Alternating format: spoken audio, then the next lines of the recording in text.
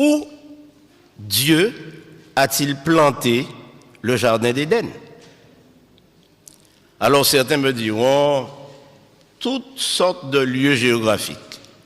Mais si nous lisons attentivement, et j'aimerais, frères, vous dire que lire la Bible n'est pas suffisant. Mais ce qui est important, c'est de sonder les Écritures, questionner notre foi et questionner nos pratiques.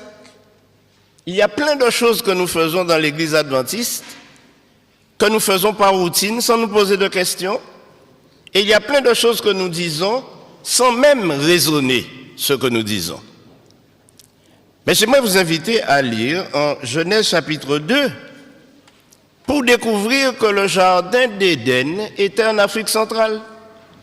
Si nous lisons, puis l'Éternel planta, verset 8, puis l'Éternel planta un jardin en Éden du côté de l'Orient. Donc déjà nous avons une indication, ce n'est pas en Europe.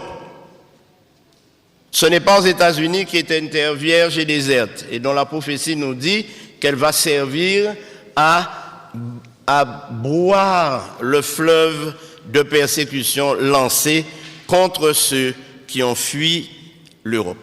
Donc ce n'est pas aux États-Unis. Ce n'est pas en France. En Orient. Alors vous allez me dire, mais l'Orient c'est le Japon, c'est... Non, non, non. Il s'agit de l'Afrique. Et nous allons le découvrir. Au verset 11, verset 10, un fleuve sortait d'Éden, pour arroser le jardin. Et de là, il se divisait en 4 bras. Alors évidemment, nous, aux Antilles, qui avons un esprit tout petit, parce que nous vivons sur des îles petites, sur des terrains où nous faisons des jardins petits, nous ne pouvons pas nous imaginer la grandeur du jardin d'Éden. Mais le jardin d'Éden, frères et sœurs, c'était toute l'Afrique du Nord, du centre, et cette partie qu'on appelle le Proche ou Moyen-Orient, qui est une invention totalement politique, mais qui n'a rien à voir avec la réalité, toute cette partie-là toute cette région faisait partie de l'Afrique.